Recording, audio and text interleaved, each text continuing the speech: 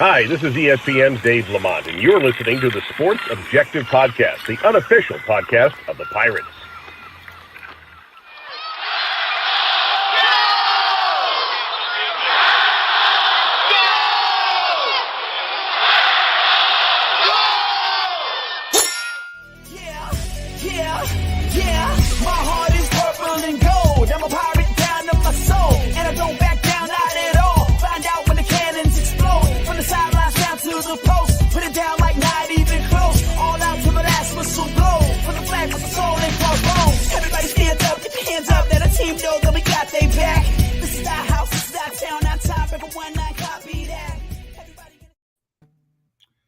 Welcome into the Sports Objective as we have a very special show tonight. In fact, if you love the NFL like I do and you love the Panthers, then you're in luck tonight. And we're very excited. I know Bubba is actually producing. He's multitasking tonight. I don't know how he can be a play-by-play or a PA announcer at the same time he's doing this, but he does a great job of that, producing behind the scenes.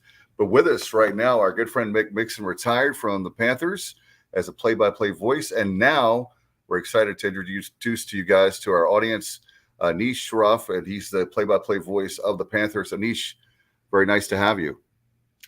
Appreciate you guys having me. It's big shoes to fill with Mick retiring, but he's been nothing but wonderful in this transition process, and I'm excited to get going. Training camp starts next week. Preseason's on the horizon, and it won't be long before we're kicking off against Cleveland at home. No doubt. It's hard to believe that the time is flying, Anisha. I mean, it's like it seems like those of us that love football, it's actually gone by faster this year. I don't know if that's it, but I guess maybe having the USFL helped. I enjoyed that product.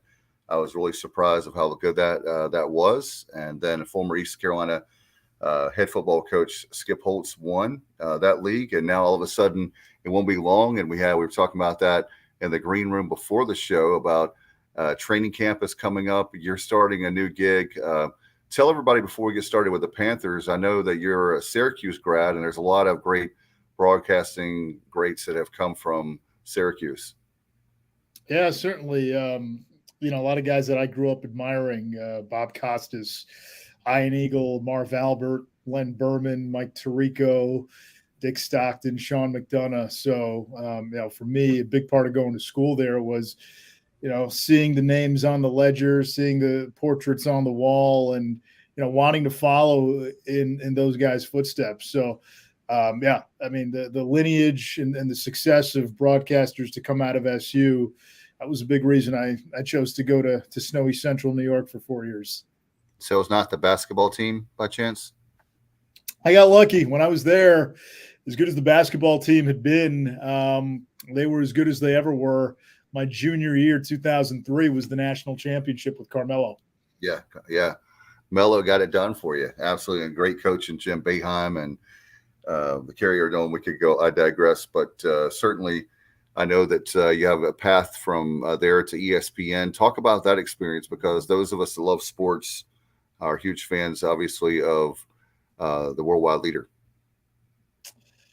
Yeah, there's no one path and one ticket in this business, as you guys know.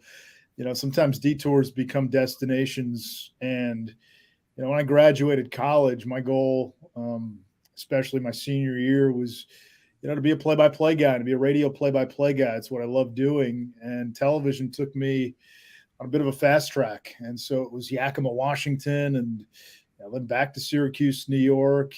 There was a brief pit stop at a startup sports documentary company that didn't work out for anybody. And then ESPN came calling, and I started initially as a studio anchor, doing ESPN News, filling in on, various shows, College Football Live, Sports Center, and then made the transition back into play-by-play.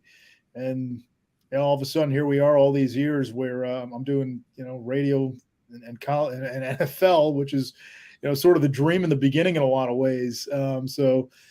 People always say, just because you're wandering, it doesn't mean you're lost. Sometimes the detour becomes the destination. No doubt about it. And you've got a great organization. I was telling you, I'm actually going to my very first Major League Soccer match on the 30th. I really love the reason I bring that up. I love Bank of America, love Charlotte, and certainly love David Tepper. He's got a great first name, by the way, but certainly with Tepper has done an outstanding job in Charlotte with not only the Panthers, but also the Charlotte Football Club.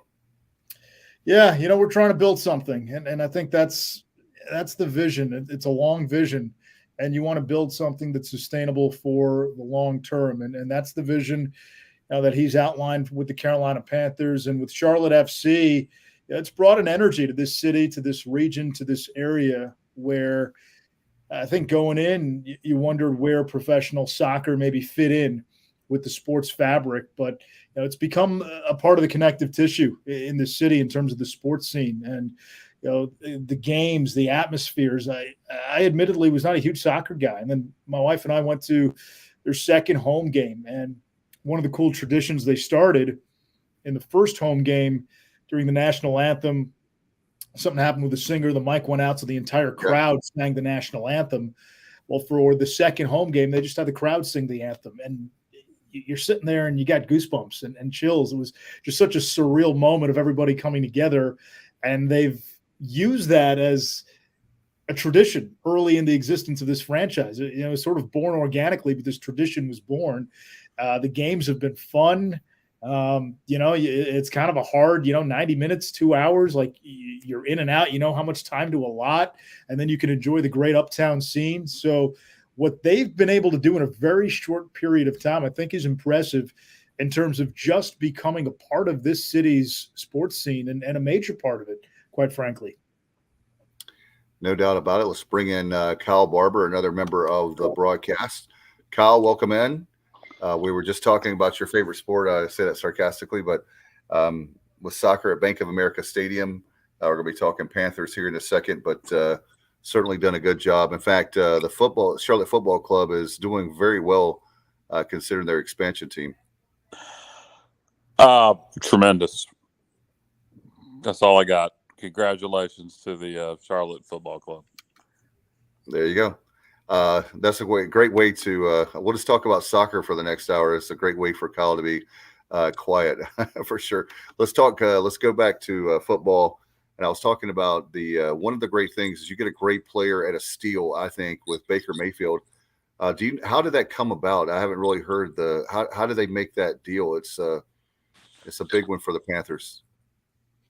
I think it came down to the fact the Panthers were not going to bid against themselves. And when the reports were out there that Seattle was never really a player in the Mayfield sweepstakes, all of a sudden there was really only one team left that the Browns could trade him for. So their options were you either trade him and try to recoup some value, you keep him, maybe get a compensatory draft pick, after the season. And they felt it was in the best interest of everybody to move him. And so the Panthers waited. Their patience paid off. They've created competition in the quarterback room. And again, you got to realize you got two guys now in Baker and Sam Darnold, both in the final year of their rookie contract, both essentially betting on their NFL future as a starting quarterback. Whoever wins the job, and if they play well, that translates into a future as a starting quarterback in the NFL. If you don't, or if you don't win the job, it likely means you're relegated to backup duty. So there's a lot at stake. And when you look at Baker's history, he's always been a competitor. This guy played at Lake Travis High School, big-time program in the state of Texas. A lot of his teammates from high school were recruited into the Big 12. He wasn't. None of those schools offered him a scholarship. He was looked at by the group of five. And so he bet on himself. He walks on to Texas Tech. He's 5-0 as a true freshman walk-on. Gets hurt, not quite the same when he comes back, lost his job, wasn't even guaranteed a scholarship the following season, transfers to Oklahoma, again, bets on himself, wins the job there. A few years later, he's a Heisman Trophy winner and a number one pick. Now, last year, the numbers were down. He'd be the first to tell you. He had an injury to his non-throwing shoulder. He had a rib injury. He had a foot injury. If he's healthy and he can pick up this playbook, I just think he gives you an element that frankly we have not had since Cam was in his prime, and that's a guy who can stretch the field, a guy who can stretch plays, and brings just a little bit of that swagger, just a little bit of that feistiness onto the field, an edge, that's been lacking at that position for the last few years. Anish, we talk a lot because we cover the Pirates and a college football team and college sports period, but the NIL deals. Do you see Baker Mayfield being in the pros now, getting a lot of endorsement deals like Luke Kuechly did? I mean, he had a lot there in the Charlotte area. It seems like Baker is the kind of guy that would get a lot of sponsors and some deals. Yeah, I think that's dependent on a lot of things. He certainly had some when he was with Cleveland. I think if he wins the job and he plays well, those things come. I think for Baker, priority number one isn't, what can I get off the field in terms of endorsements and sponsorships. As I said, he's fighting for his future as a starting quarterback in the NFL. There's a lot at stake personally. If he plays well and he goes about his business the right way, those things will follow. But I think with Baker right now, first and foremost, his priority is probably got to be, I got to win this job. I got to be quarterback number one. I got to prove that I can still play at a high level like he did 2 years ago. Baker obviously played at Oklahoma under Lincoln Riley. Before that, you mentioned playing at Texas Tech. Similar offenses, air raid style systems, if you will. Not true air raids. They don't do what Mike Leach did. Both incorporate, particularly what Lincoln's done recently at Oklahoma. Now, what I'm sure he'll do at USC, incorporate way more running game. So it's a wide open spread, but not a true air raid. I don't know what they ran in Cleveland. How do you think he fits into this offense? Well, that'll be, the big challenge. Sam Darnold has a heads up. There is a new offensive coordinator in McAdoo, but Darnold has had the spring to get accustomed to the playbook a little bit. And from all accounts, he's looked good in spring practice.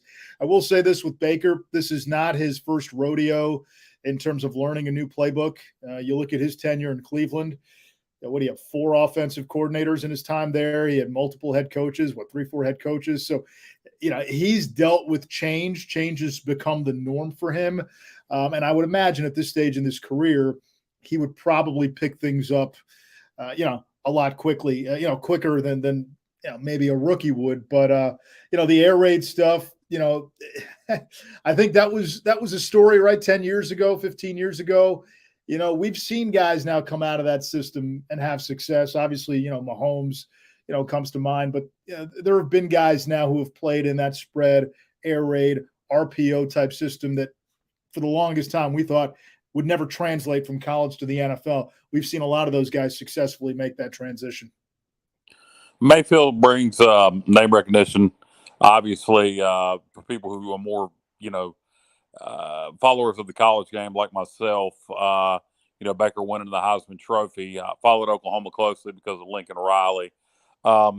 You obviously, whoever is more qualified for the job, so you want to win the starting quarterback position. But if Baker wins the job and has some success, he's the type of guy that could create some buzz and some excitement around the Panthers that they haven't had in a while. Yeah, absolutely. I mean, I think that's one of the reasons, you brought him in as well. He adds intrigue to the season. All of a sudden, the Panthers have become a talking point. You turn on NFL Network and Good Morning America. You turn on the ESPN studio shows, and they're talking about the Panthers. Baker makes this team interesting. You're absolutely right. And another smart thing about it, too, is his contract. It was only, $4 million he's being paid. Is that right? Yeah, the Browns are eating most of the money. I think at the end of the season, he's a free agent after this season, as is Sam Darnold. And somebody was asking me a few weeks ago on another show or last week, after Baker had been traded to the Panthers, if Baker plays well, do you bring him back? And I said, if we're sitting here in February and March and we're having that conversation, that means a lot of good things happened between now and the end of January. No doubt about it. And like you said, I think a lot of people, there's a buzz that's been there. And no offense to Sam Darnold, but I think there's more of a buzz for Panther fans. It seems like from the water cooler being that I work in Greenville, North Carolina. So there's a lot of people that I talk to that are really happy that Baker's there. So I know it's a gamble. You never know. He hasn't played for the Panthers yet, but you feel like that he's going to have a good year. And I don't know how Sam is going to do with Sam Darnold, but it just seems like there's a lot of people talking more about Baker than Sam. I'll tell you this. A lot of folks on the outside seem to think this is going to be, Baker Mayfield's job, and he's going to be the week one starter, and he's going to be the guy, and it may turn out that way. But I can tell you, this is very much a real competition. If Baker's going to be the guy, he's going to have to win it from Sam. And right now, Sam has a head start. He's got a considerable head start. He was with the franchise a season ago. It's his second year with the Panthers. He's had more time in McAdoo's system, having had spring ball and having had OTAs. And let's not forget, like Baker, Sam's got something to prove too. I mean, this is another guy, same draft class, final year of his rookie deal, playing for his football future as a starting quarterback. So I'm not going to write off Sam Darnold that quickly just yet. How much does, with the NFL, with these two competing, true competition for the starting job, how much do these exhibition games that are going to be coming up in August have to do with who's going to win the starting job versus what is seen in practice? It's going to be a combination of both, but I don't think you can dismiss, what happens in those preseason games. I think you have to, use context. Is whoever the quarterback that's in the game, is he producing against, the first team defense, or is it against the second and the third string guys? You look at all that. Is he succeeding throwing to the first string guys against, the first string defense, or is it, the ones against the twos, or, maybe he's doing it with his twos against the other team's ones. So I think context in not just the numbers and the stats and the way he plays, but who is on the other side, that I think will have a lot to do with the final evaluation. And one thing you should do is to give a lot of people a reason. The casual fan, your diehard Panther fans are going to watch the preseason games no matter what. But the casual fans like myself, it gives us a lot more incentive to watch those preseason games because the quarterback battle is very intriguing. Yeah, couldn't agree with you more. For that very fact, can you talk a little bit about the teams, some players that we need to watch out for this year, maybe some new players or up-and-coming stars that maybe we haven't even thought about? Yeah, a few guys on offense. I think, one guy to watch is going to be Tommy Trimble at the tight end position. Second year now in the league, had a tremendous spring camp. He's a guy, from talking to a lot of folks around the team, he may be poised to take that next step. And I think he's got a chance not just to be a weapon in the passing game, but, you can use him in multiple ways. We saw him, score a rushing touchdown last year. He brings a little versatility to that offense. Obviously, the health of McCaffrey is going to be huge in the backfield, but they've added some good depth in that running back room.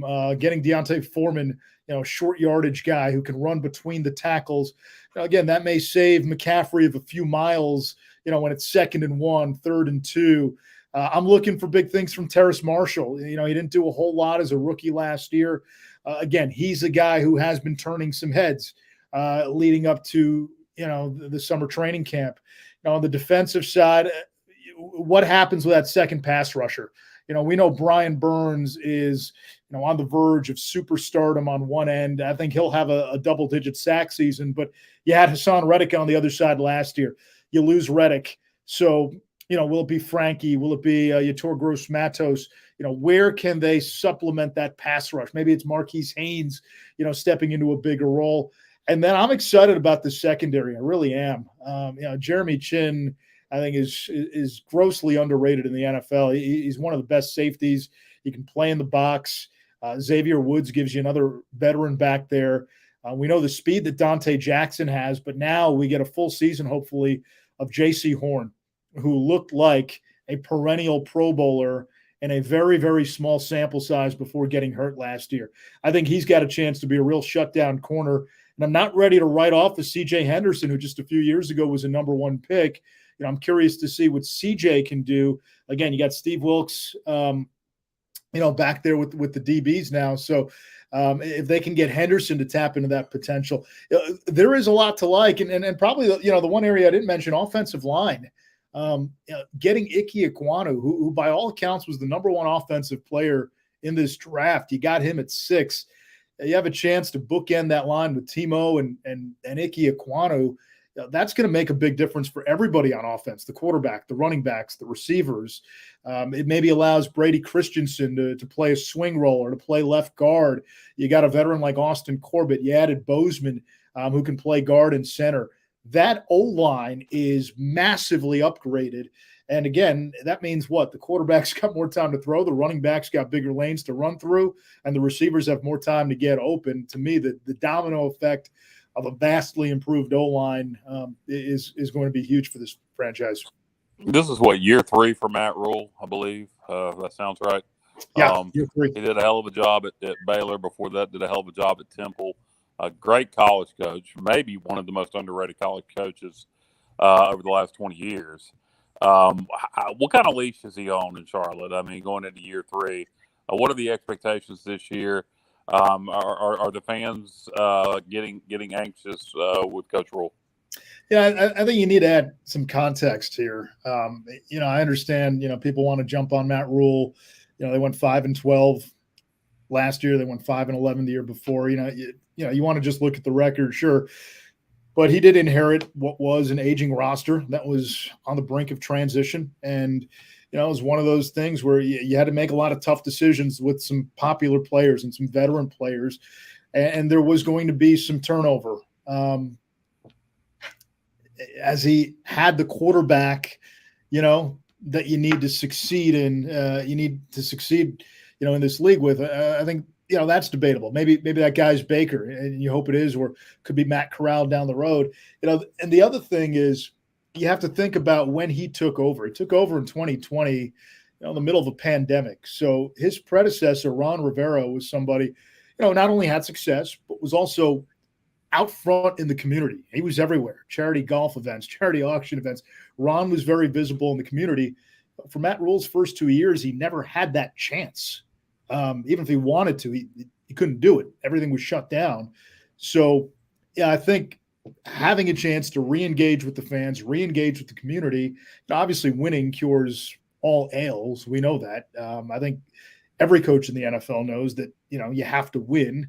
But I think you need to add a little bit of context here. And this is clearly the best team he's had in 3 years. So, we'll see what he can do. But I do think this is a team that people are sleeping on. There is some promise here. Yes, you're going to need a couple of things to go right. But when you look at the rest of the NFC, it's very top heavy. And you get past the top 3 teams, you get past St. Louis or the Rams, you get past Tampa, Green Bay. After that, it's cluttered. So, Matt Rule is another guy who's certainly betting on himself this year. I understand the angst. I mean, it's going to happen anytime you don't win. But I'm curious to see what he can do this year, because as you brought up, this guy's had success, and he had success at Baylor, where he inherited a program off of a scandal. He had success at Temple, which, again, prior to Al Golden and Steve Addazio, I mean, there just wasn't a lot of success at that program historically. He's won in some tough places before. He's adapted. I think the addition of some veteran coaches, will help a great deal. But Matt Rule's a guy who's, had success at Temple, had success at Baylor. And again, sometimes we just want to take a snapshot in time and not give it a chance to evolve. I think you need to let this picture and this Polaroid still shake out a little bit. No doubt about it. I'm a huge fan, like Kyle, of him, so I hope it works out for him in Charlotte with the Carolina Panthers. I had a big general question when it comes to NFL. I've heard some guys say that as far as new super leagues, if you will, in college, with being the SEC potentially going to 20 teams and obviously the Big Ten going to 20 teams or more, that they're going to try to compete with NFL. When I heard that, I was like, that's nuts, because the NFL is the best. I mean, I love college, don't get me wrong, but it is a pro league. And as much as we want to, we love college football, the NFL is still the top dog and makes a lot more money than college football. And college football has a lot of problems. But I just want to get your take on it. Do you think that's the case, that those two leagues, if they do go to a super league, would try to take on the NFL? Is college football playing on Sundays? No. Yeah. And they're not competing. Now, the thing you have to realize when you do look at the ratings, especially in television, the NFL is king. They're number one. the second highest rated sport in TV right now is college football. So, yeah, with all the ills that plague college football, and certainly there's a lot to clean up and there's a lot to get sorted as we move this thing forward. College football, as it currently stands, is the second most popular sport in America outside of the NFL. That is correct. And I've been saying for years if they would go to a real playoff, that they might have a chance to be the number one sport, but we'll have to, that remains to be seen. I want to ask about your broadcasting team. I'm a broadcasting nerd. Been in the business for 26 years. I want to get your, if you can promote everybody. I'm sure Zoki's, he's been there for 35. He's been there longer than the team, I think. Yeah, Jim is the veteran. He's been there forever. And his insight and his ability to contextualize a lot of what we see will be of immense value. We've added Luke Kuechly this year, who will fill in on 7 games. And then Jake Delhomme and Jordan Gross, a couple of Panther legends. You know, those two will rotate as the primary analyst for the 17 regular season games. So it's going to be a lot of moving parts in the booth. And the challenge for me is going to be to, you know, kind of develop chemistry with you know, each booth and each itineration. But I'm excited for it. Those guys have been great. My agenda for tomorrow is to reach out to Jake and Jordan, just kind of touch base before camp starts. I'll see Jim Zoki this Friday. I've talked to Luke Kuechly. So it's exciting. You know, these guys are Panther legends. They care about the team. They care about the franchise. And, you know, I'm the new guy. You know, I'm the guy that has to forge a relationship with fans and connect with the fans. So I'm, you know, looking to those guys to help me do that. And before we let you go, as far as the training camp is concerned, can you talk about when is the time that the fans can come down there? Spartanburg, right? Or Rock Hill now. No, is it still in Spartanburg? Yeah, it's still Spartanburg. So yeah, we will go down to Wofford next week. So I'll probably get down there Monday afternoon, and then the players start to move in Tuesday. I don't have the actual schedule in front of me, but yes, there is a day where, you know, they do have a fan fest coming up, and I know, you know, fans have some access. As to what that is, I to be honest, I'm not 100% sure. I'm right now, so we're getting close. I'm checking things off my to-do list. So it's, you know, we're staying in the dorm, so I had to go buy, you know, twin XL bed sheets and shower slippers, and, you know, one of those egg cartons. So, you know, what do you call it? The egg crates that go underneath the mattress. So I'm in the checklist mode right now, day to day. I'm sure that there will be some fan engagement down in Spartanburg. When and what time that is, I don't have that off the top of my head. I got a quick question for you. With you being new to the Panthers, new to Charlotte, and et cetera, did you check out Garth this past weekend? I'm sorry, I couldn't understand you. Did you check out Garth this past weekend? I did not check out Garth this past weekend. We actually had some friends in town. I'm not a big country music guy, believe it or not. I grew up. Cut him off, Dave. Dave, cut him off. Well, you know, so you know, I respect Garth, but that is not my genre. And you know, what do you listen to? What do you listen to? I listen to a little bit of everything. You know, big Springsteen guy growing up, Bon Jovi, classic rock. Okay, Springsteen's gonna be in Greensboro in March. Believe me, I'll be there. I saw that the day it came out. 90s music, you know, any 90s hip hop, alternative stuff. So, yeah, kind of a cross section of a lot of things. But in New York City, which was, you know, we got all the New York City radio stations in New Jersey. We did not have a single country music station growing up in our area. I wish I was making that up, but I'm not. So there was no real exposure to that. So I never really got into it. Okay, well, don't go by today's country radio. You know, if you decide to give it a chance, you know, I can hit you up on some good artists that are not on today's country radio. Do not, and I repeat, do not give today's country radio an opportunity to try to get you into country music. Well, let me ask you: does Taylor Swift count as country? You know what, Taylor? Some of her older stuff, songs like Romeo and Juliet and Tim McGraw. Love Story. That's the name of that song. And oh God, Teardrops on My Guitar. You know, some of her, it's very poppy, but she's a good songwriter. I'll give her credit. She's a good songwriter. Okay, so I kind of stumbled into the Taylor Swift world about, I guess it would have been probably, you know, right around this time last year. Very late to the party, and a few guys on our college football crew we'll talk about it. And I just said, all right. I started to give this a listen, and I said, hey, it's pretty good. And so I've gradually become, I guess you'd call it a bit of a Swiftie. There you go. Yeah, some of her older stuff's good. She's gone more pop here recently. If you want to give some true country a chance, and we'll get back on topic and close this thing out. Cody Jinks, I always promote Cody Jinks any chance I get. Check out Mr. Cody Jinks, and with your non-exposure to country music, you'll probably hate it, but give it a chance. I love Whiskey Myers. Whiskey Myers is one of my. Yeah, Whiskey Myers is good. Whiskey Myers is more Southern rock. So if you dig any old school Southern rock like Skinner, about to say REO Speedwagon. What am I talking about? Marshall Tucker, etc. My dog wants to participate. If you hear with the squeaky toy in the background. But Whiskey Myers is another good band to check out. Yeah, see that REO, Skinner, the old Freebird, Sweet Home Alabama. I mean, that stuff. That stuff I listen to. I the 70s, 60s rock, the classic rock stuff. I always listen to. I've always loved that. So, maybe that could be my gateway to country. We'll see. I'm not making any promises. And when can everybody hear your debut before we let you go? And we'd love to hear you. Obviously, our new voice of the Panthers. So. Yeah, so we'll have our first preseason game. I guess it'll be that second week of August. Was it Thursday or Friday? Again, I'm day to day, week to week right now. It'll be at Washington. So that first preseason game against, I almost said the wrong team. What is it? The Commanders now, the Washington Commanders. I can't keep up anymore. That first preseason game against the Washington Commanders. We'll have our first radio. It'll be my first radio broadcast with the Panthers.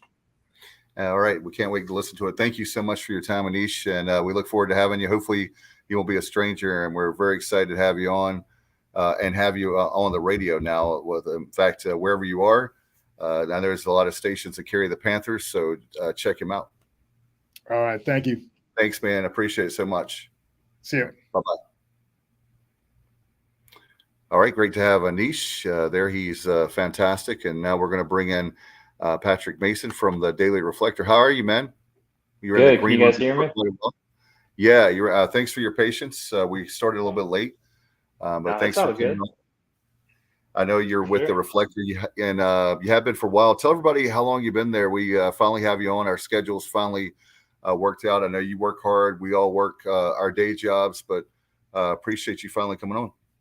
Yeah, absolutely. Thanks for having me. And I've been a long time listener, you guys. So it's a good chance to get on here.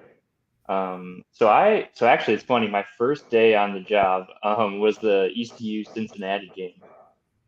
First day at work. So basically the last day of football. And so I'm trying to think when that was. What, end of October, something like that? Cincinnati game. That was Thanksgiving weekend.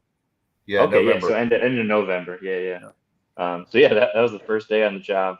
And then basically just transitioned right into basketball from there. I actually drove up to DC, found out that game was canned, maybe about 30 minutes or so from getting to DC. So I was excited to watch some more football. I just kind of got the one game. But yeah, it's been a whirlwind ever since.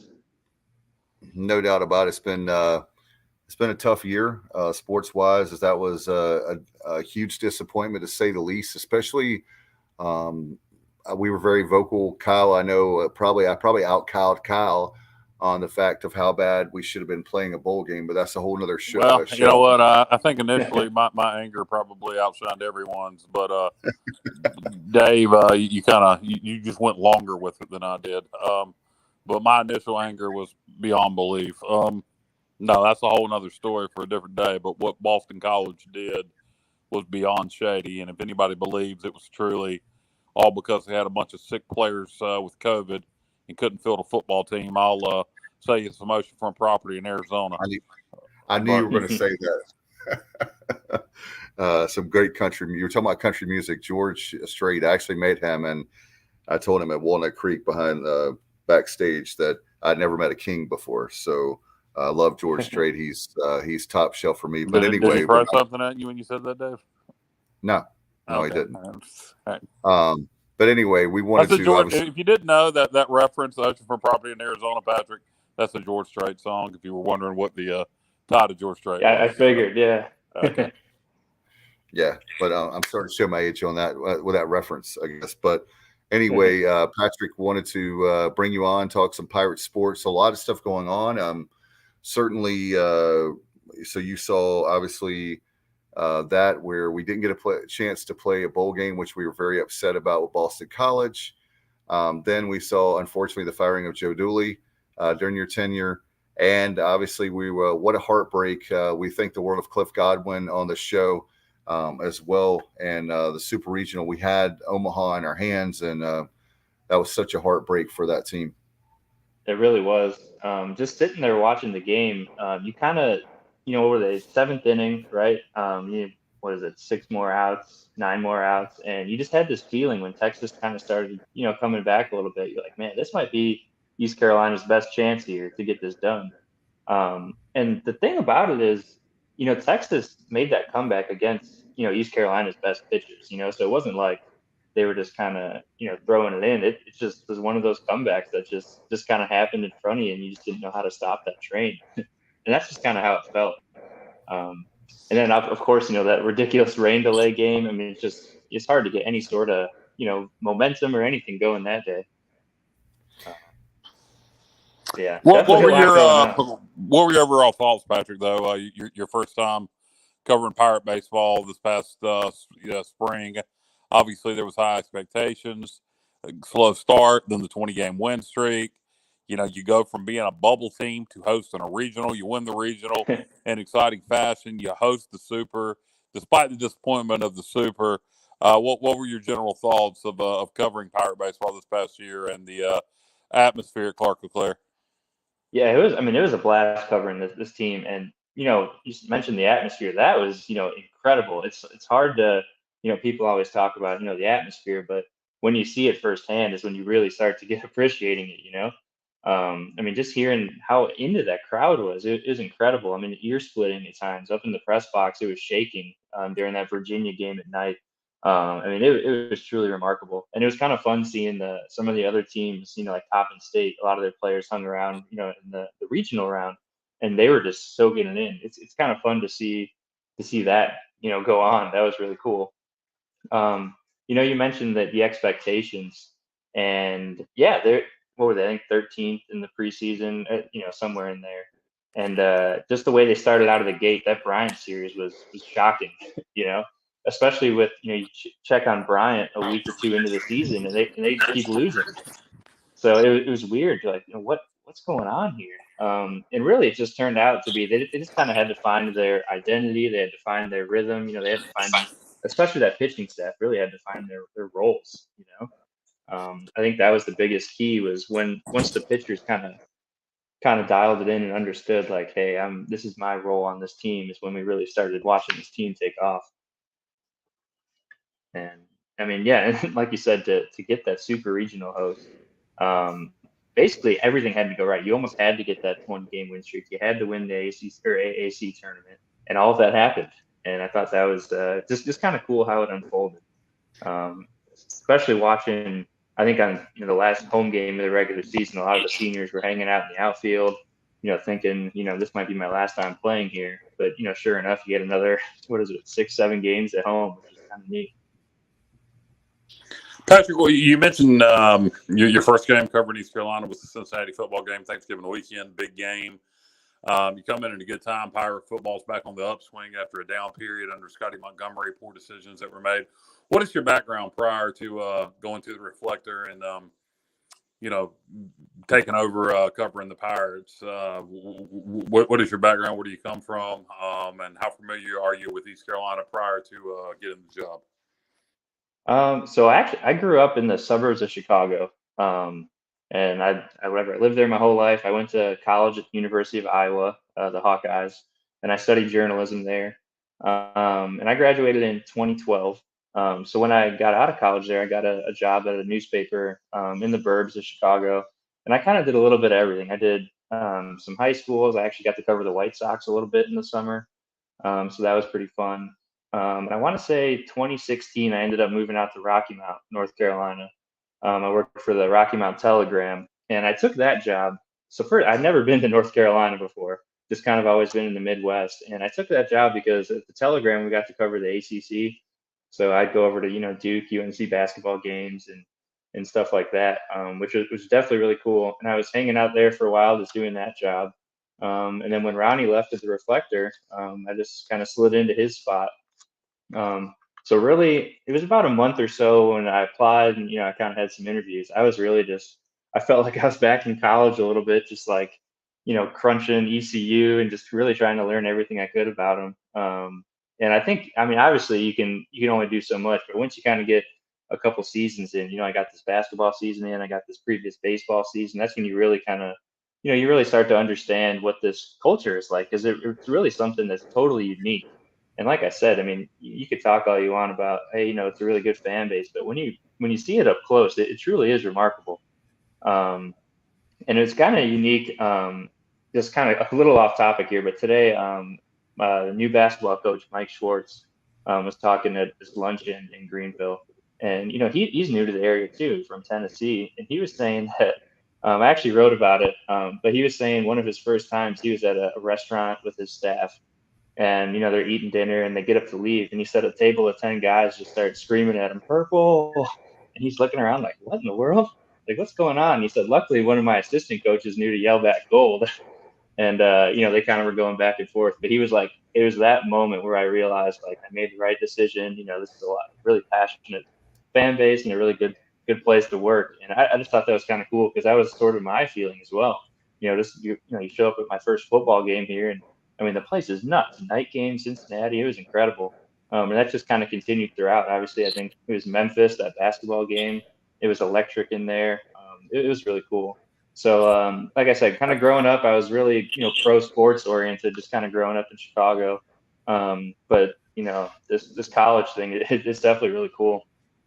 How excited are you to see your first full season of Pirate football? Obviously, opened up with NC State. Preseason going to be top 15, top 20, maybe even top 10, depending on what poll you like. Obviously, huge in-state rivalry. It'll be sold out. The first 4 games are at home, so that makes you don't have to travel to cover the team. You got to experience the baseball.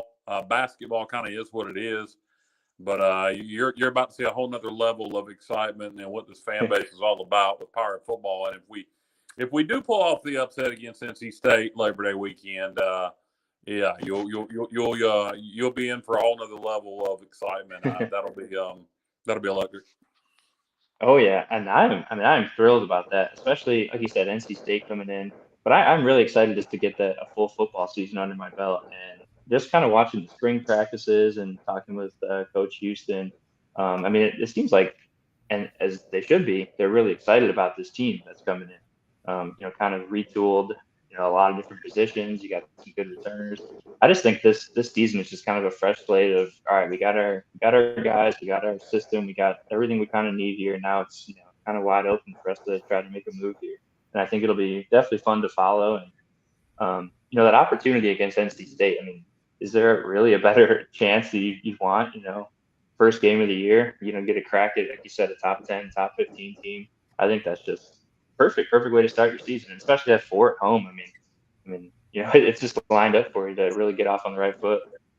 It is. And you had a chance to break down the schedule. The second game of the year against Old Dominion is one that really sticks out to me, because if you do upset NC State, how much trouble are you going to have to get refocused on Old Dominion? If you lose to NC State in a close one, how much trouble are you going to get focused on Old Dominion?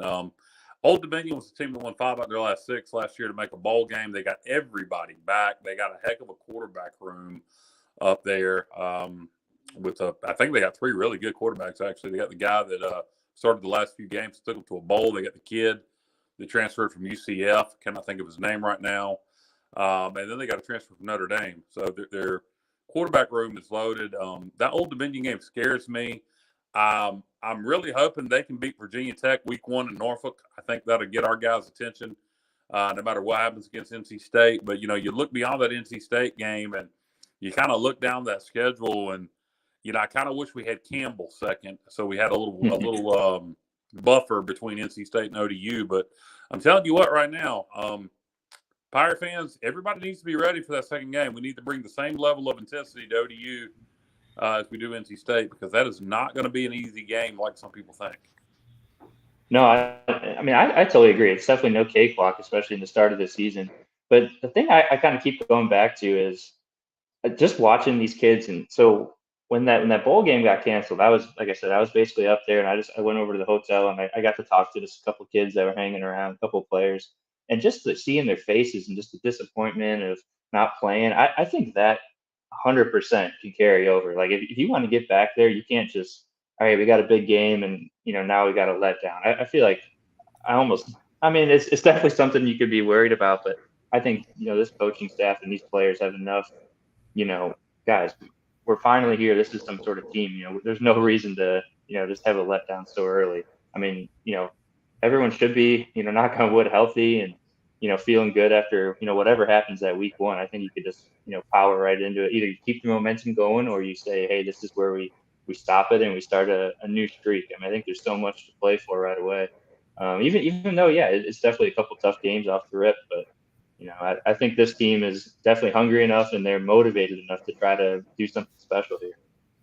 No doubt. And I think the one thing is if NC State thinks they're going to come into Dowdy Ficklen and walk in and, we're the number 10, 15, whatever poll, like Kyle said, whatever ranking they'll be preseason, that's preseason. Preseason means absolutely nothing. I'm not being coach speak rather.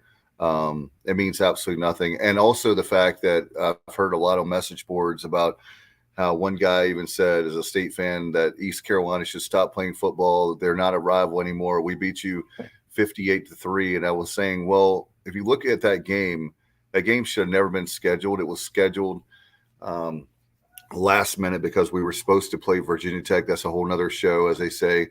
And the 58-3 doesn't matter because that was a few years ago.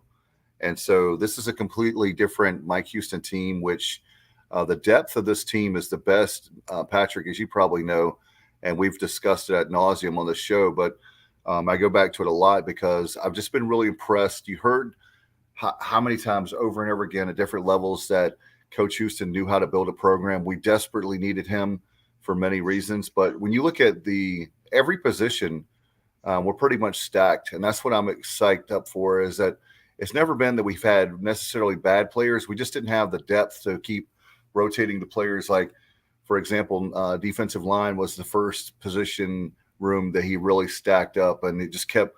Now we should have a preseason preview this week with somebody that knows a lot. All I'm going to say about the offensive line, I'll just leave it at that. We're working on that behind the scenes, but I think with the offensive line and defensive line is the best we've had probably since 2014, maybe, Kyle. Somewhere around there. O-line, D-line, no doubt. Yeah. It may be our best D-line. I don't know. We're going to have to play ball, but, it could be our best D-line since 2009. It's definitely our best offensive line since 2014. The 2015 D-line was pretty good, too, despite a losing season. Yeah. But, definitely our best offensive line since 2014. And he was looking at Phil Steele, not that, with the preseason magazines really mean anything, but I do think people respect Phil Steele's opinion. And he uses a lot of computer software and analytics. And according to his computers, we're going to average, it was right at 30. I think it was 34 points a game this year, which would be, if that happens, will be our highest point total we've averaged since 2014. So if we average 34 points a game or higher, and our defense is what we think it's going to be, that should bode well. Yeah, 34 points will get it done.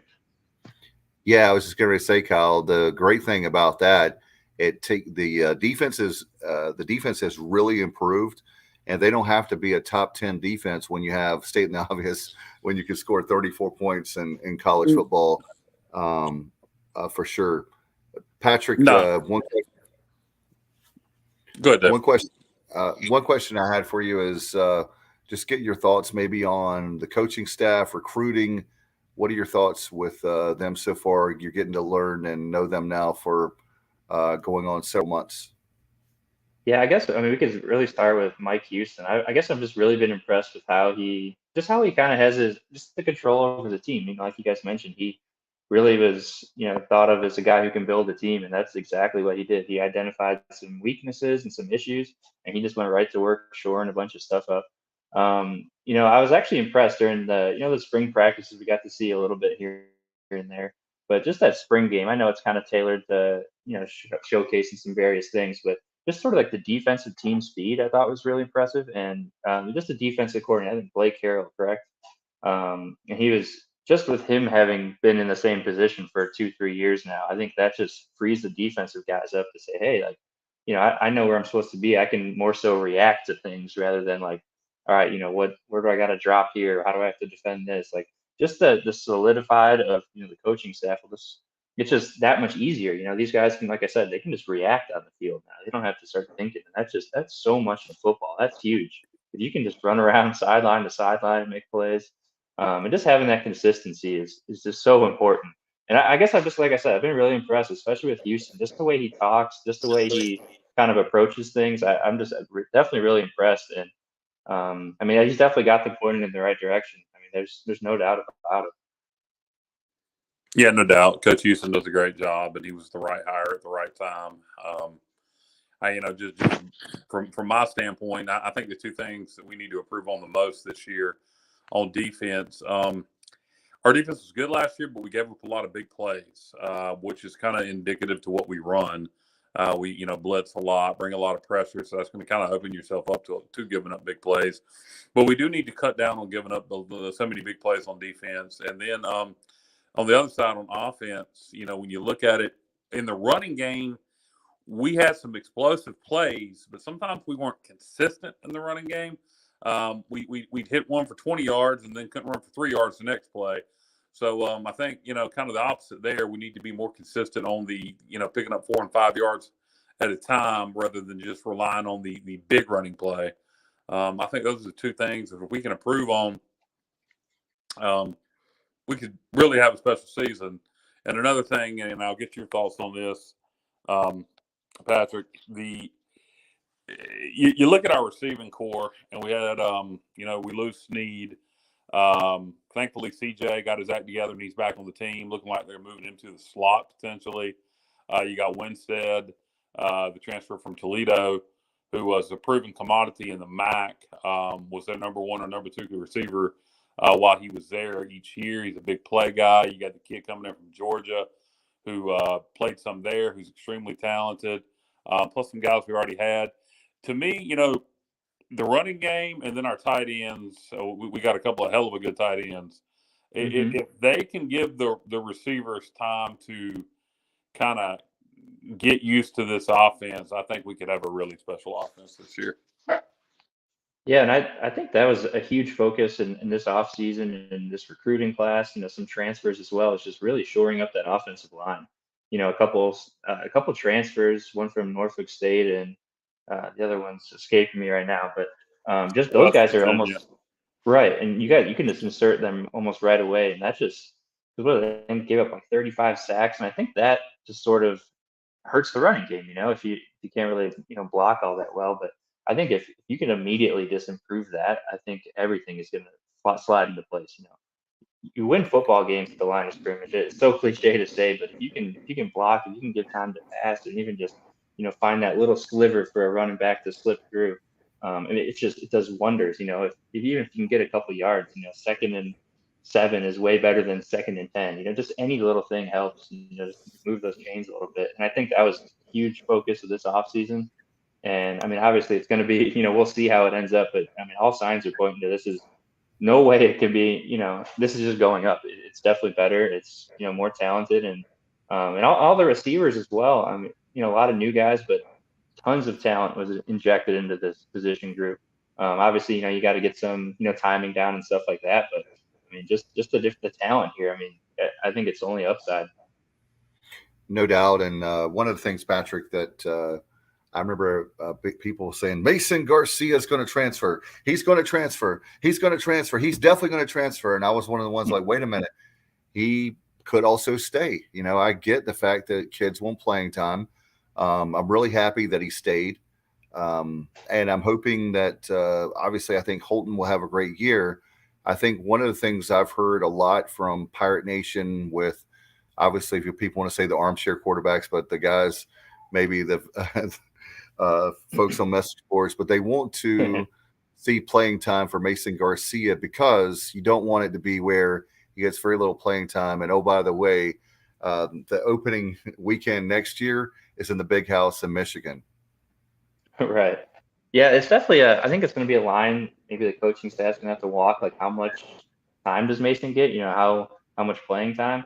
Obviously, you know, what I saw in spring ball, he was so electric and smooth with his feet, the way he moves. I mean, it was definitely impressive. And I mean, obviously, playing time is just what a quarterback needs for sure. So it's going to be a little fine line of walking. How much does he play here? But like you said, I mean, for him to stay is incredible because that is the quarterback of the future. And if he can just kind of just really, keep his head on and just kind of learn some things, and maybe he does, play a little bit and show some things, I think that's going to be incredible because just any little bit of experience helps out. Because like you said, that's definitely not an easy start to the 2023 going in there on the road. But I think it'll be interesting how they handle that position this year. It'll definitely be something to watch for sure. No doubt about it. I'm looking forward to that. And also the fact that one thing that I forgot to mention earlier we were talking about the fact that you're just joining us, how the team didn't get a chance to play the bowl game and they're going to be hungry. One thing that the term, I don't know if you've already heard, you may already have, Patrick, so forgive me, but one thing we talk about as a Pirate fan is certainly a chip on your shoulder. And I think that this team, I really believe we're definitely going bowling. The very worst would be the bottom would be 6-6, but I think the ceiling is probably 8. And who knows, you might be able to steal some wins even higher than that. But I'm going certainly 8-4 on the year. But I'm really excited about this team because I really believe that the talent coming back, and they were so close to a bowl game, Patrick, and they didn't even get to play it. Right. And that kind of goes back to what I was saying too, of just like, I mean, there's probably, obviously you get up for some games, but I just don't really see this team just taking a week off. I mean, I think they're going to be very motivated just to get back there, and they want to play that game. And there's, plenty of seniors, plenty of guys they've been through the, 1-win, 2-win seasons that they got tons to play for. And I think that is that's going to be a dangerous team. There's going to be plenty of teams that are going to look at East Carolina on that schedule and go, this ain't good. This ain't that old East Carolina team. No, it's going to be an interesting season. I think when you look at the schedule, there's a lot of, I don't look at the schedule and go, there's a game that we can't win. We could beat NC State. We could beat BYU. Chances are, they're going to be big favorites. I think NC State's a 10-point favorite already. But, you look at UCF, you look at Houston, you look at Cincinnati. We should have beaten UCF last year. We could have beaten Houston last year. There were times we were very competitive with Cincinnati last year. So I look at this football team and I look at the schedule. I think there's going to be a whole lot of close football games. I think there's going to be a lot of nail biters with games like NC State, with even ODU, UCF, Houston, Memphis, Cincinnati. It's going to be a lot of close, competitive, really good football played this year. So it should be a fun year for you to cover them, Patrick, and for us too. Yeah, you mentioned the close games. Again, that Cincinnati game, I mean, the defense was really making Desmond Ridder run all over the place. I mean, they were hounding him. It wasn't until that the receiver got behind the defense and, like you mentioned, that big play. But I mean, there's really no doubt. I would think that these guys can't play with anyone. I don't think there's any sort of doubt when you take the field that, oh man, we can't hang. I think this is a year where they actually, it's real when you say we can hang with these guys.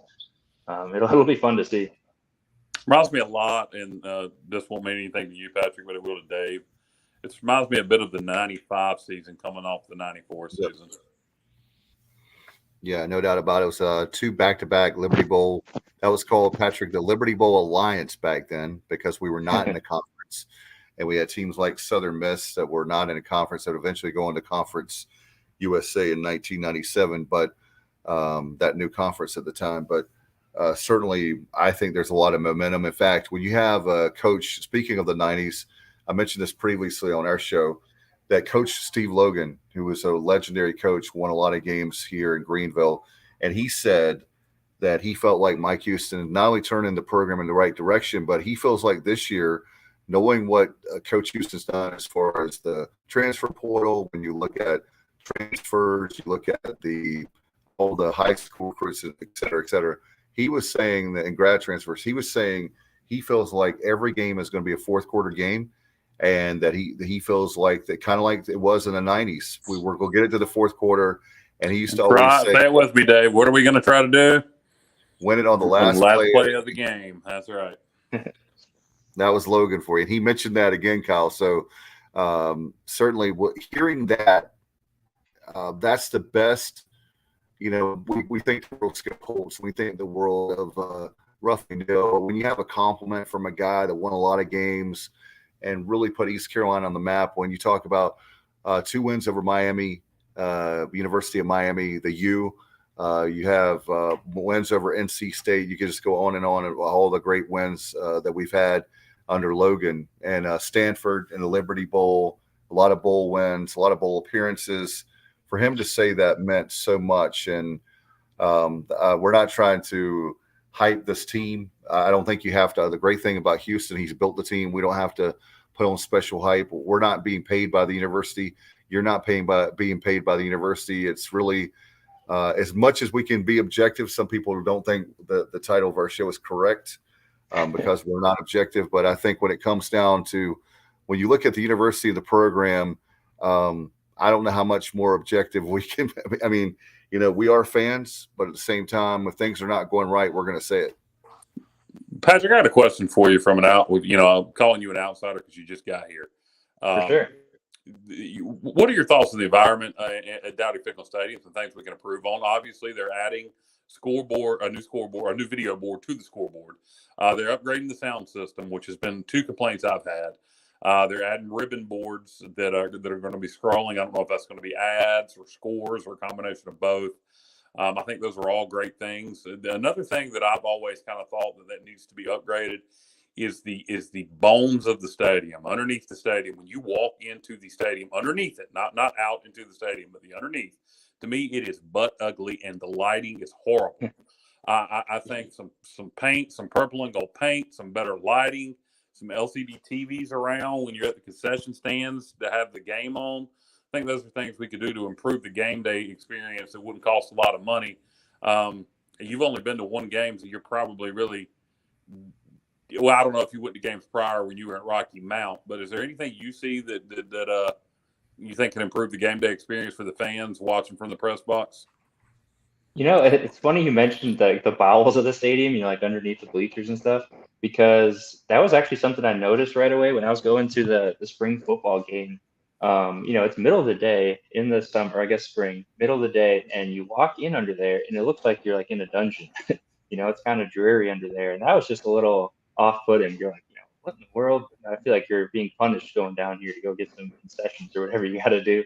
So yeah, maybe some paint will help that out. Just like you said, lighting, something like that. But so I covered it with the Telegram. When UNC came to Greenville, when East Carolina won pretty big. I forget the final score, but it was just a few years ago. And that was when they were.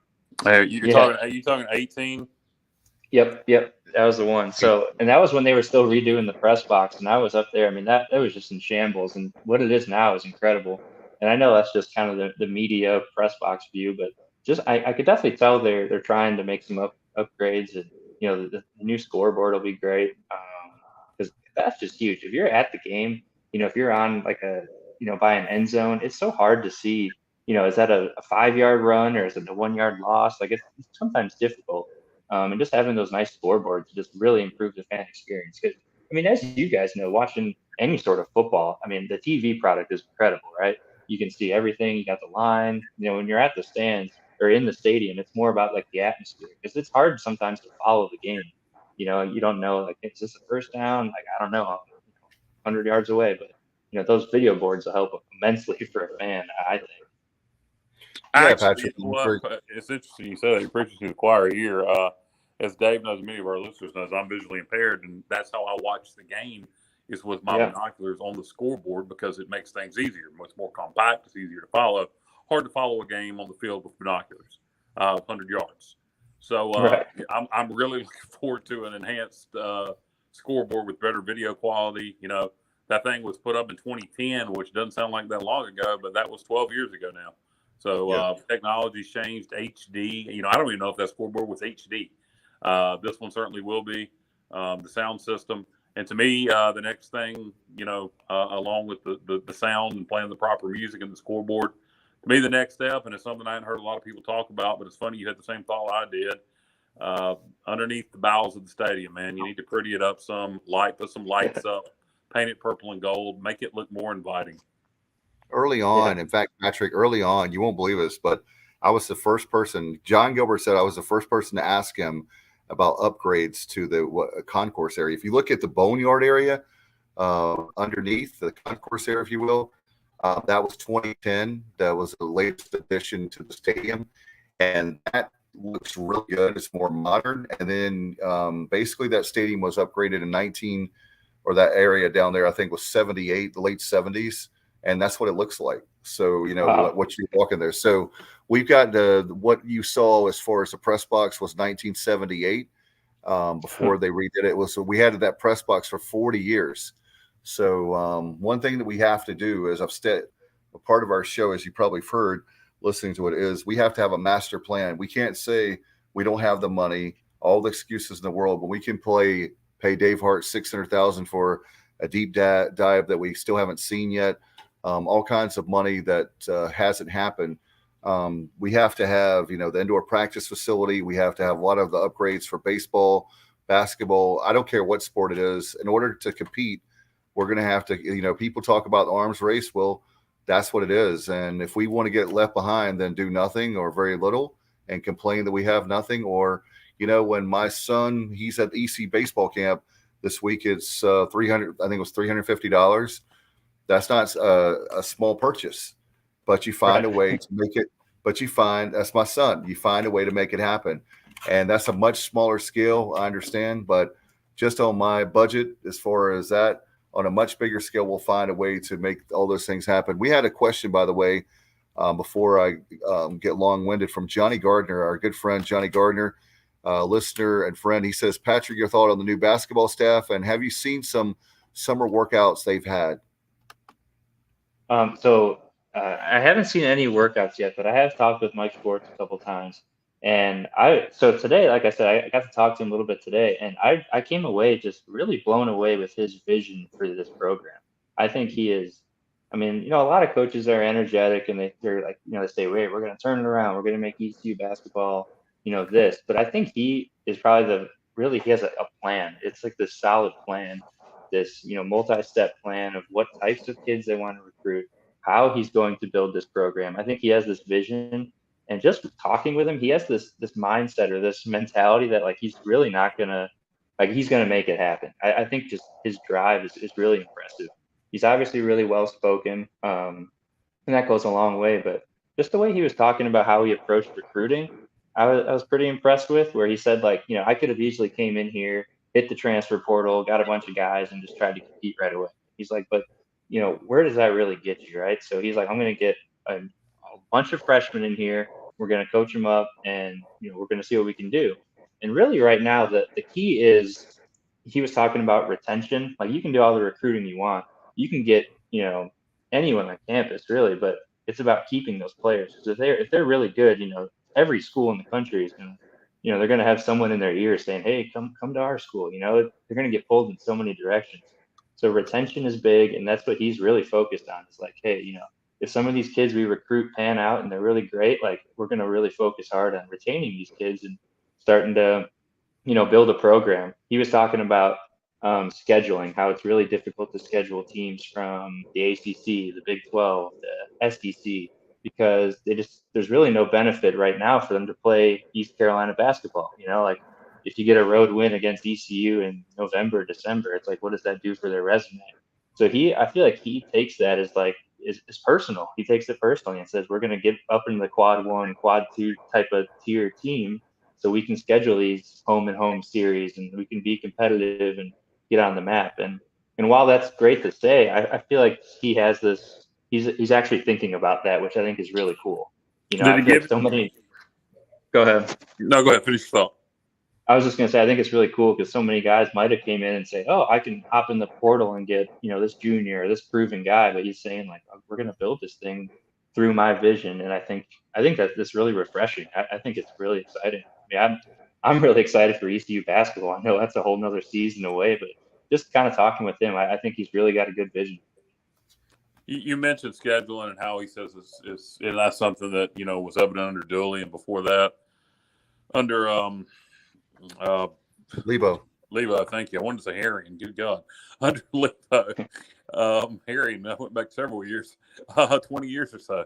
But did he mention any non-conference scheduling? Because we haven't seen. I think the only thing we've really seen so far is a preseason tournament. There you go. Yep. In fact, Bubba over there that we're going to play in the Gulf Coast Showcase. ECU's Open the Schwartz era versus Mercer. Yep. I think it's Tuesday, November 8th. I want to say is that Mercer game. But nothing on the non-conference home schedule yet on your end? No, not yet. He actually talked about it today. He was just saying that they're still kind of finalizing it. I mean, they basically, when he got his staff in here, they're just really just trying to make a million calls and try to hammer out a schedule. It should be out soon, probably within the next week or two, I would say. They made some breaking they're news. still working on it. There's a 3-game series, 1 neutral, 1 home, 1 away with an SEC team, quite possibly Georgia. Is what? Yeah, he was mentioning. That's confirmed. Wow, that would be great.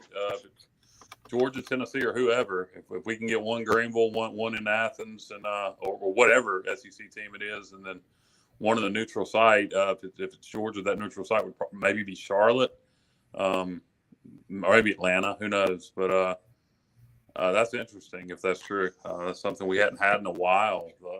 The last time a quote unquote Power 5 basketball team came in here. Oh, Jiminy Christmas, Dave. Who was it?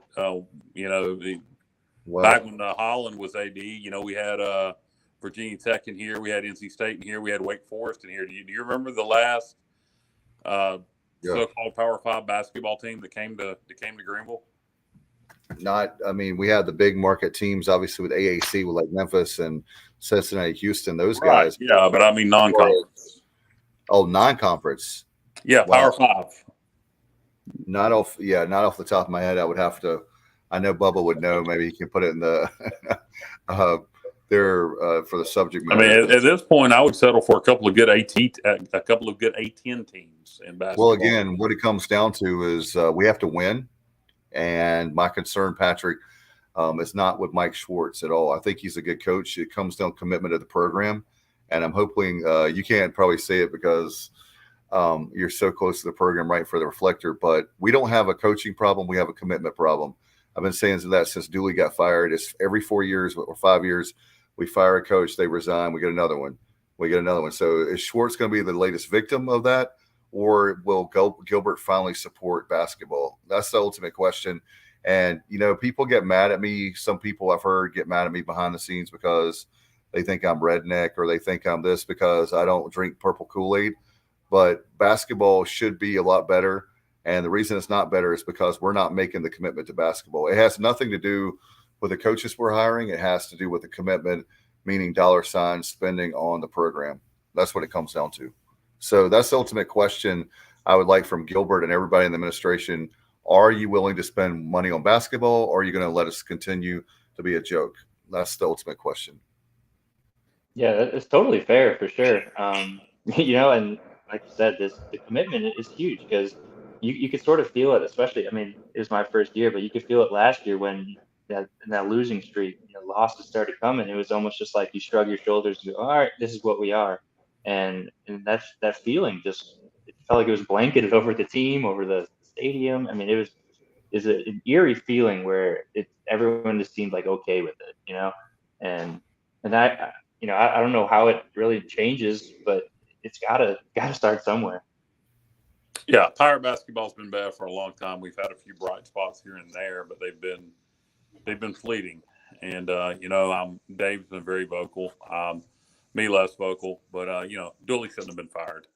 He should have been given more time. Hopefully Schwartz will build the thing. I think it's going to be a tough process. People are going to have to be patient.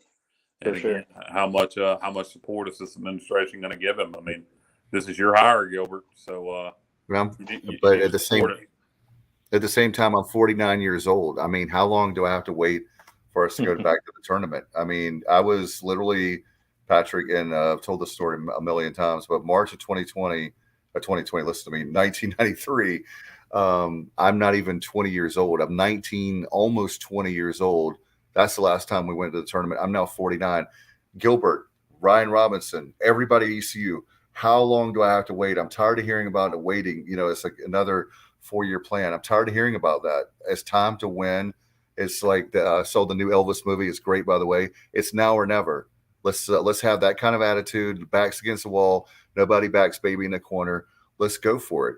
Like, why do we have to continue to talk about a 4-year plan, being patient? I don't think we need to be patient anymore. I think there's a sense of urgency that's missing with our athletic department, and including with basketball, that, we'll get it done next year. We'll get it done next year. Well, guess what? That's been a long time. It's almost been literally, Patrick, 30 years. You know what I mean? Like, next to March, it'll be 30 years since we've been in the tournament. So do we get to the tournament every 30 years? That's the one thing.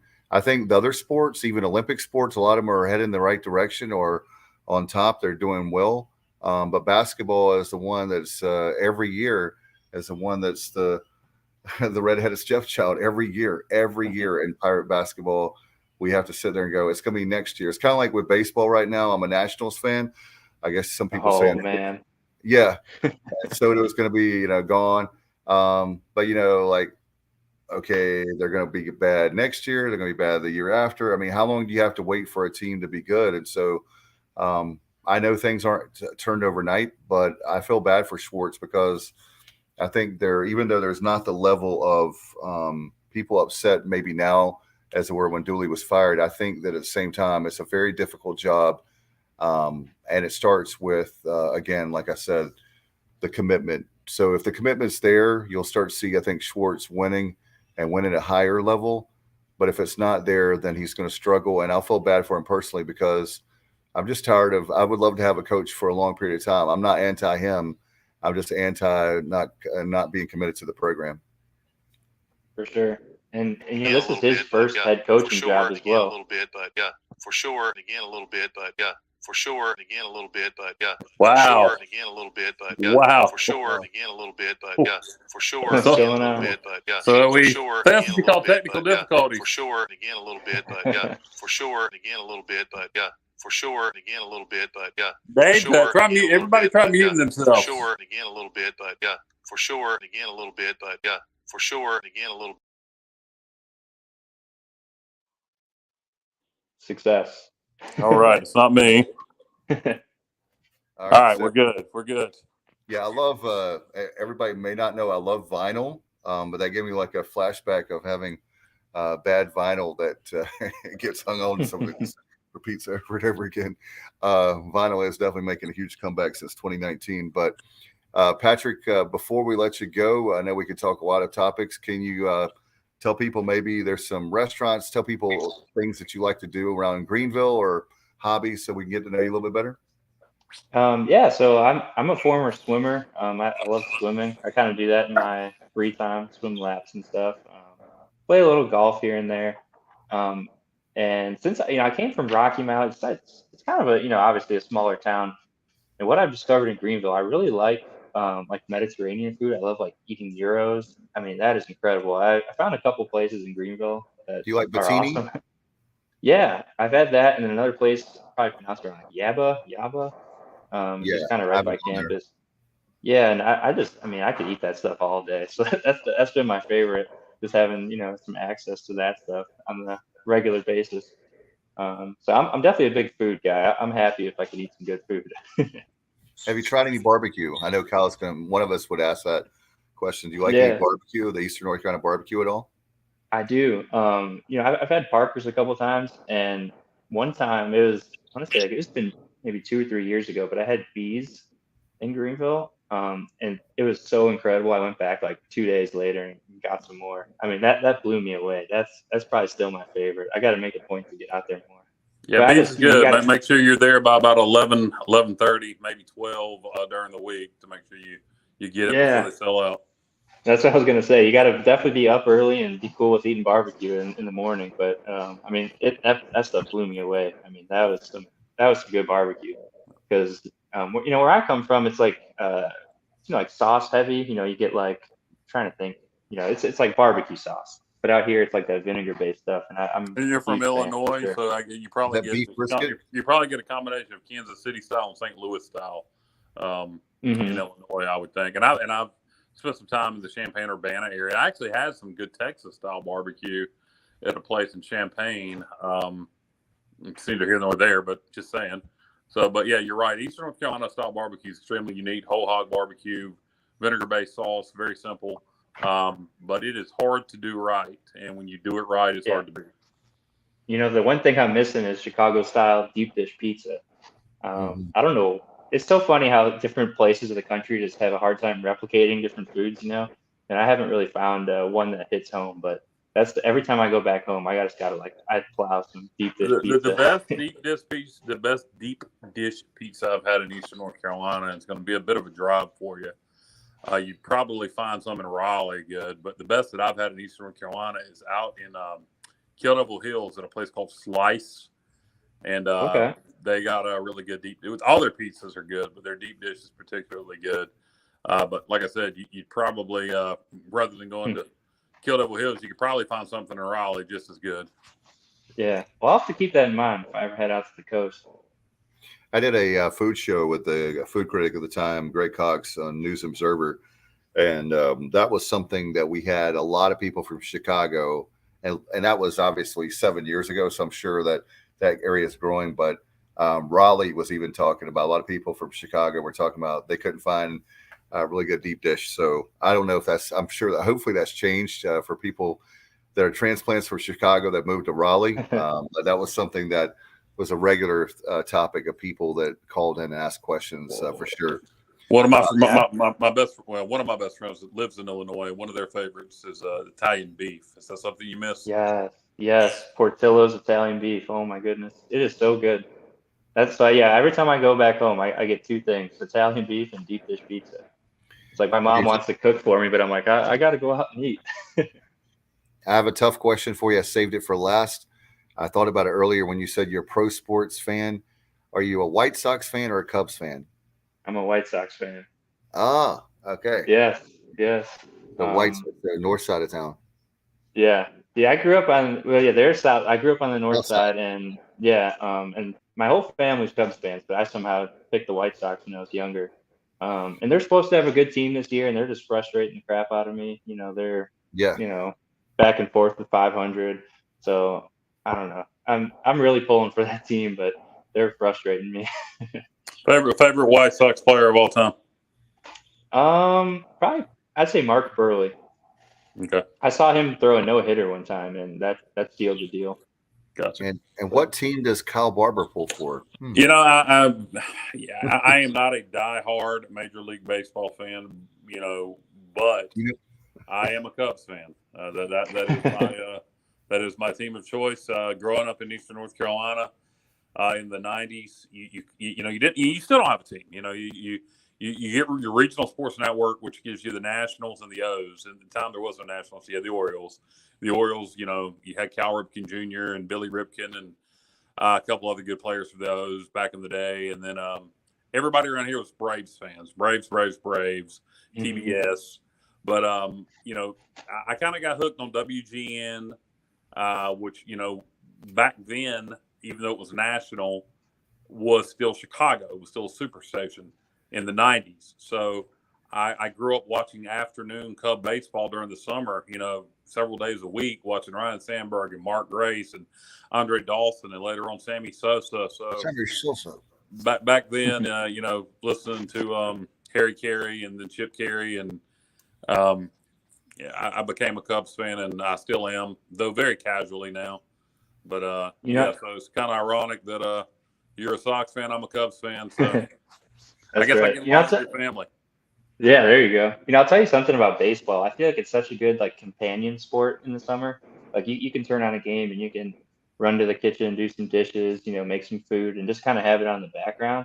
And because of that, if you have a good announcer on your team, you almost you gravitate toward that. Like the Cubs, I'm sure it was so easy to be a Cubs fan, not only just because they're on TV, but you just get to listen to fun, energetic announcers, and that just adds to the whole experience. Yeah, no doubt. And it was, the mid-afternoon. They played so many day games back then. There was nothing I to do love that. mid-afternoon in the summertime. And so you turn on the Cubs game and just leave it on. And speaking of fun to watch, Home Run Derby last night was a lot of fun to watch. Oh, man. That was, it was, a lot of, I don't, the presentation, I don't know, we'll close this out. We're getting off topic, but presentation of the Home Run Derby with the constant split cameras got to me a little bit. I prefer the old school way they used to do it, presentation wise, but it's so fast, man. So many balls just flying out in a hurry, but it was fun to watch. Yeah, I definitely like the older style where you got to see the ball land and see where it went. This time it's just like, rapid fire. But it was, what? I wasn't sure what to make of it going in, but I was actually pleasantly surprised with Albert Pujols. I mean, it was just kind of fun to watch that dude out there hit some bombs. And these young kids, man, oh my goodness, they can really rake. It's a lot of young talent in the game right now. No doubt about it. And speaking of which, I don't know, Kyle, I haven't put in the group chat. I've been very upset about Soto. He turned down 15 years, 400. Kyle, check this out. Would you turn this down, Kyle? $440 million. Now, it is a long time, but I don't think the Nationals are going to be bad, or hopefully not bad, for 15 years. But I know that's a long contract, but $440 million is a lot of cash. And it's guaranteed, right, Patrick? Is my memory. Yep, it's guaranteed. It's a lot of money, and it's a long time, and I'm going to go ahead and say a 15-year contract worth that kind of money. Juan Soto's a hell of a player, but he may be doing them a favor. That you're tying up a lot of money for a long time, giving somebody a 15-year contract. I looked at it like the AAV, like the annual average value. It's just like it's under 30 million, and I mean, it seems silly when we talk about this type of money, but it is what pro sports is. If he's 23 years old and one of the best hitters, I could definitely see him say, why not just try free agency or do something else? Because some of the other, like Mike Trout's making 35, 36 million. I think Max Scherzer's something crazy like 43 a year. So Juan Soto looks at that and goes, "Well, it's guaranteed forever, basically. I can make more," which is just insane to say, but that's what he's thinking. No doubt, and he's got Scott Boras, so yeah, he's thinking about how much money he can make too.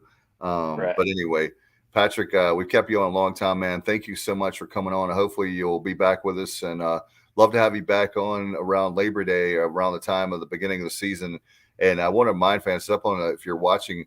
You're not listening, but if you're watching right now, you'll see it. $1-800 ECU. Get your tickets.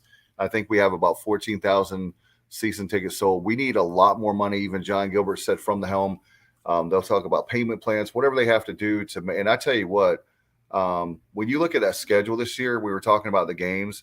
When you have every Saturday in September packed, I tell you one thing: if you don't have your reservations for hotel rooms, you won't be getting them. You better go ahead and get them now, because in September, every Saturday in September, we have a home game. When you look at the likes of, we're playing NC State, Old Dominion, Campbell, and you have Navy, there's a potential, guys, that we could be 3-1 or 4-0 very easily. I mean, you pull out the upset like we talked about, but I'm looking forward to that. So get your tickets. I know, Kyle, did you have anything before we go? No, I just kind of echo what you're saying about buying season tickets. It's a very good home schedule with North Carolina State, Old Dominion. Even Campbell has some regional interests in the conference. You got UCF coming here for the last time, potentially, with them going to the Big 12. Houston's coming here for the last time, potentially, with them going to the Big 12. Navy, who is a team we struggle with immensely. We get them in September in Greenville. Fun fact, guys, we've never beaten Navy in Greenville ever. That's right. So need to kind of break that streak this year. So there's a lot of important games this year, and a lot of important games early. So get your season tickets. We're over 14,000 now. I'd like to see us get to 16,000. I don't know if we'll make it, but it'll be a damn shame if we don't. We'll see how it goes, and hope you enjoy the rest of your summer. Patrick, do you have any vacation coming up? Actually, I took one last week or a couple weeks ago. So it was good just to kind of, float away for a little bit and, turn the phone off for a little while. It's been nice because I know once, August hits, it's full go again. So no doubt. Yeah, we're looking forward to it. I'm on vacation this weekend, so it's been a lot of fun for sure. And I know there's a lot of people that, and if you're in the media, you better go ahead and get your vacation in now, because if you don't, it's a long ride for sure when it comes to covering, especially when it comes to ECU. We're going to do that. But thank you so much, man. We appreciate it tonight, and look forward to talking to you again probably around Labor Day if you'll come back on with us. Absolutely. This was fun, guys. Thanks for having me. All right. Hope you have a great night, man. Take care. You as well. See you around. All right. See you later. Well, we had a great show tonight. And we'll actually have a lot of people that I know will be listening. Appreciate you guys very much. Don't forget to like our Facebook page. You can subscribe on definitely to our YouTube channel. That's been growing a lot. We'll have a lot of content up there. And we have a lot of great football content coming up over the next handful of weeks with different previews as far as teams, position, stuff like that, and some other special guests. You never know who we're going to have. We'll do that for sure coming up. All right. Until actually we got a great show tomorrow night when our friends Brian Meador is coming on. Until then, you've been watching and listening to the Sports Objective. Good night, everybody. And as always, go Pirates. My heart is purple and gold. I'm a pirate down to my soul. And I don't back down, not at all. Find out when the cannons explode. From the sidelines down to the post. Put it down like not even close. All out till the last whistle blow. From the flag with the soul and crossbones. Everybody stand up, get your hands up. Let a team know that we got they back.